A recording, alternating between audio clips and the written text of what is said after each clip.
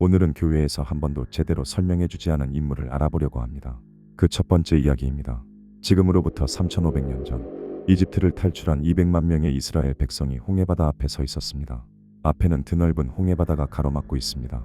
뒤에서는 이집트 군대가 쫓아오고 있었습니다. 도망칠 곳이 없었습니다. 백성들은 공포에 질렸습니다. 그리고 백성들은 모세를 원망하며 이렇게 외쳤습니다. 출애굽기 14장 11절과 12절에 이렇게 나옵니다.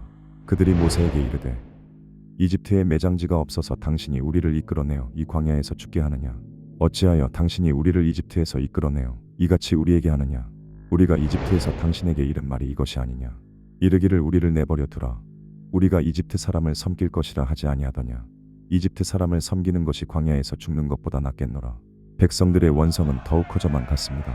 모세는 하나님께 부르짖었습니다. 간절히 기도했습니다. 그런데 하나님의 대답이 이상했습니다. 너는 어찌하여 내게 부르짖느냐? 이스라엘 자손에게 명령하여 앞으로 나아가게 하라. 하지만 이상합니다. 그들 앞에는 지금 바다가 가로막고 있습니다. 앞으로 나아갈 곳이 없습니다. 그때였습니다. 200만 명 중에 한 남자가 움직였습니다.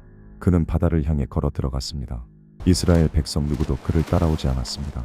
발목까지 물이 찼습니다. 그래도 그는 멈추지 않았습니다. 물이 그의 코끝까지 차올랐습니다. 숨을 쉴 수 없었습니다. 한 발자국만 더 가면 그는 물에 빠져 죽을 수밖에 없습니다. 그리고 바로 그 순간 바다가 갈라졌습니다. 이 남자가 누구인지 아마 한 번도 그의 이름을 들어본 적이 없을 것입니다. 모세도 아론도 여호수아도 아닙니다.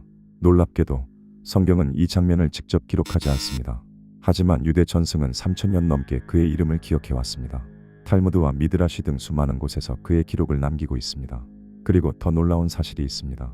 이 남자의 후손 중에 여러분이 반드시 알아야 할 사람이 있습니다. 성경 역사상 가장 중요한 인물. 과연 그가 누구일까요? 다음 편에서 정말 놀라운 사실이 밝혀질 것입니다. 이번 편에서는 이 사람이 홍해바다에서 어떤 일을 했는지 면밀히 살펴보겠습니다. 이 홍해바다 행군 가장 선두 지파, 그것도 가장 앞을 이끌었던 자는 누구일까요? 그의 이름은 나손, 히브리어로 나우숀입니다. 이 이름의 뜻이 무엇인지 아십니까? 히브리어 나우숄에서 나왔습니다. 뜻은 거센 파도 혹은 폭풍우 치는 바다의 물결입니다. 이상하지 않습니까? 바다에 뛰어든 사람의 이름이 거센 파도라니. 이것이 우연일까요? 아니면 그의 운명이 이름 속에 이미 새겨져 있었던 것일까요? 그의 족보를 보면 다음과 같습니다. 나손의 조상을 거슬러 올라가면 아버지 아미나답, 그 위로 람, 헤스론, 베레스, 야곱의 아들 유다까지 이어집니다. 유다의 오대손이었습니다. 또한 그는 유다 지파의 족장이었습니다. 히브리어로 들어 올려진 자, 즉 지도자를 의미합니다. 민수기 1장 7절에 나손과 관련한 자세한 내용이 있습니다. 유다 지파에서는 아미나답의 아들 나손이요. 또한 그가 지휘한 군대의 규모가 어느 정도였는지 아십니까? 민수기 2장 3장에서 4절에 그 내용이 상세히 나옵니다. 해 돋는 쪽 동쪽에는 유다 지파가 진을 치되 그 지휘관은 아미나답의 아들 나손이요. 그의 군대 곧 계수된 자는 74,600명이니라. 74,600명. 이것은 12지파 중 가장 큰 규모였습니다. 나손은 바로 이스라엘에서 가장 큰 군대를 지휘하는 사령관이었습니다. 그런데 그에게는 또 다른 특별한 지위가 있었습니다. 출애굽기 6장 23절을 보면 이렇게 나옵니다. 아론이 아미나답의 딸 나손의 누이 엘리세바를 아내로 맞이하여. 나손의 누이 엘리세바는 아론의 아내였습니다. 아론이 누구입니까? 모세의 형입니다. 그는 이스라엘 최초의 대제사장입니다. 즉 나손은 아론의 처남이었습니다. 흥미로운 점이 있습니다. 탈무드 바바 바트라 110에는 이런 가르침이 있습니다. 아내를 맞이하는 자는 먼저 그녀의 형제를 살펴보라. 자녀는 외삼촌을 닮는 경우가 많기 때문이다. 아론은 왜 엘리세바를 아내로 선택했을까요? 랍비들은 말합니다. 아론이 엘리세바의 남매인 나손의 인품을 보았기 때문이라고 말합니다. 나손은 그만큼 존경받는 인물이었습니다. 다시 홍해 앞으로 돌아가 봅시다. 먼저 그때 당시 성경 본문이 정확히 무엇을 말하는지 봐야 합니다. 출애굽기 14장 21절입니다. 모세가 바다 위로 손을 내밀매 여호와께서 큰 동풍으로 밤새도록 바다를 물러가게 하시니 물이 갈라져 바다가 마른 땅이 된지라. 성경 본문만 보면 순서는 이렇습니다. 첫째, 모세가 손을 내밀었습니다. 둘째, 하나님이 동풍을 보내셨습니다. 셋째, 바다가 갈라졌습니다. 넷째, 이스라엘은 마른 땅을 걸어서 건넜습니다. 여기에는 정작 나손은 등장하지 않습니다. 이것이 성경이 기록한 사실입니다. 이 점을 먼저 분명히 해두겠습니다. 하지만 성경 본문에 이상한 구절이 하나 있습니다. 출애굽기 14장 15절입니다. 여호와께서 모세에게 이르시되 너는 어찌하여 내게 부르짖느냐? 이스라엘 자손에게 명령하여 앞으로 나아가게 하고. 잠깐, 하나님이 뭐라고 하셨습니까? 왜 내게 부르짖느냐? 이스라엘 자손에게 앞으로 나아가게 하라. 하지만 지금 그들 앞에는 바다밖에 없습니다. 어떻게 나아갑니까? 바다 속으로 걸어 들어가라는 뜻입니까? 성경은 이 질문에 대해 더 이상 설명하지 않습니다. 바로 다음 절에서 지팡이를 들고 손을 바다 위로 내밀어 그것이 갈라지게 하라라는 내용으로 넘어갑니다. 쉽게 정리하면 앞으로 나아가라는 명령이 먼저 있었고 그 뒤에 모세를 통해 바다를 갈라지게 하십니다. 앞으로 나아가라는 명령과 바다가 갈라졌다 두 구절 사이에 과연 무슨 일이 있었을까요? 성경은 침묵합니다. 하지만 누군가는 하나님의 명령에 따라 나아갔을 것입니다. 바로 이 빈틈을 유대 랍비들이 주목했습니다. 탈무드 소타 37회, 미드라시 출애굽기 라빠 13장, 메킬타 베샬라흐 등 여러 고대 유대 문헌들이 이 사이 내용에 대해 한 인물의 이야기를 전합니다. 이것은 성경 본문이 아닙니다. 성경 행간을 해석한 유대 전승입니다. 이 점을 명확히 하고 그 내용을 살펴보겠습니다. 탈무드 소타 37에는 그 장면을 이렇게 묘사합니다. 각 지파가 서로 말했다. 나는 먼저 바다에 들어가지 않겠다. 나도 먼저 들어가지 않겠다.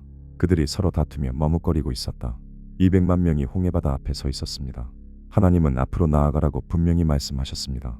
하지만 아무도 움직이지 않았습니다. 누가 먼저 물속으로 들어가겠습니까? 모두가 두려워 떨고 있었습니다. 그때 유일하게 한 사람이 움직였습니다. 탈무드는 계속해서 기록합니다. 그때 유다 지파의 족장 나손 벤 아미나답이 뛰어들어 바다에 들어갔다. 미드라시 메킬타 베샬라흐는 더 자세히 묘사합니다. 나손이 물속으로 걸어 들어갔습니다. 물은 무릎부터 가슴, 목까지 찼습니다. 그리고 마침내 물이 코끝까지 차올랐습니다. 한 발자국만 더 가면 익사입니다. 숨을 쉴 수 없었습니다. 미드라시는 이 순간을 생생하게 기록합니다. 물이 그의 코까지 차올랐을 때 그가 부르짖었다. 하나님이여, 나를 구원하소서. 물들이 내 영혼까지 들어왔나이다. 내가 깊은 수렁에 빠져 설 곳이 없으며 깊은 물에 들어가니 큰 물이 나를 휩쓰나이다. 바로 그 순간 탈무드는 이렇게 기록합니다. 하나님께서 모세에게 말씀하셨다. 내 사랑하는 자가 바다에 빠져 있는데 바다는 닫혀 있고 적군은 뒤쫓고 있다. 그런데 너는 기도만 길게 하고 있느냐? 이스라엘 자손에게 앞으로 나아가라 하라. 그리고 그 다음 하나님이 모세에게 명령하셨습니다. 지팡이를 들어라. 모세가 손을 내밀었습니다. 그리고 그때에 바다가 갈라졌습니다. 다시 한번 분명히 하겠습니다. 이것은 성경 본문에 기록된 사실이 아닙니다. 이것은 유대 랍비들이 성경의 빈틈을 해석한 전승입니다. 성경은 모세가 손을 내밀매 바다가 갈라졌다고만 기록합니다. 나손이 먼저 들어갔다고 명시하지 않습니다. 하지만 랍비들은 앞으로 나아가라는 명령을 근거로 이렇게 해석했습니다. 하지만 누군가는 반드시 먼저 바다에 들어갔어야 한다. 하나님이 나아가라 하셨는데 아무도 안 움직였을 리 없다. 그 첫 번째 사람이 나손이었다. 이 전승이 3000년간 전해진 이유가 있습니다. 믿음의 행동이 먼저였으며 기적은 그 다음 이루어집니다. 이것이 랍비들이 가르치려 한 핵심입니다. 탈무드 소타 37에는 하나님께서 나손의 믿음의 행동에 주어진 보상을 자세히 기록합니다. 나손이 바다를 거룩하게 했기 때문에 유다 지파가 이스라엘의 통치권을 얻었다. 유다 지파가 왕의 지파가 된 이유는 바로 나손 때문이었다는 것입니다. 시편 114편 1절에서 2절에는 이렇게 전합니다. 이스라엘이 애굽에서 나오며 야곱의 집안이 언어가 다른 민족에게서 나올 때 유다는 여호와의 성소가 되고 이스라엘은 그의 영토가 되었도다. 12지파 중에 왜 하필 유다가 성소가 되었습니까? 유대 문헌 세페르 아가다는 이렇게 설명합니다. 바다에서 하나님의 이름을 거룩하게 했기 때문이다. 유다 지파의 족장 나손이 먼저 물에 들어갔기 때문이다. 한 사람의 믿음이 지파 전체의 운명을 바꿨습니다. 그리고 나손에게는 또 하나의 영광이 있었습니다. 출애굽 2년째 되는 해 성막이 완성되었습니다. 하나님이 거하실 장소가 세워진 것입니다. 이때 12지파 족장들이 봉헌 제물을 드렸습니다. 12날에 걸쳐 하루에 한 지파씩. 그런데 누가 첫 번째로 제물을 봉헌했는지 아십니까? 민수기 7장 12절입니다. 첫째 날에 헌물을 드린 자는 유다 지파 아미나답의 아들 나손이라. 12지파 중 첫 번째. 이게 무슨 말입니까? 유다는 야곱의 넷째 아들입니다. 장자가 아닙니다. 장자는 르우벤입니다. 그런데 왜 넷째인 유다 지파가 첫 번째로 제물을 드렸습니까? 미드라시 민수기 라빠 12장 26절은 이 부분을 정확히 설명합니다. 르우벤 지파가 항의했다. 나는 장자인데 왜 내가 첫째로 봉헌하지 못합니까? 하나님께서 대답하셨다. 유다가 먼저 봉헌한다. 홍해에서 먼저 들어갔던 것처럼 나손이 바다에서 보여준 믿음, 그 공로가 여기까지 이어진 것입니다. 이처럼 한 사람의 믿음이 지파 전체의 운명을 바꿨습니다. 그리고 그 믿음의 혈통은 계속 이어졌습니다. 나손의 아들, 그 아들의 아들, 그 혈통의 끝에 성경 역사상 가장 중요한 인물이 있습니다. 다음 편에서 그 모든 비밀에 대해 밝혀질 것입니다. 시청해 주셔서 감사합니다.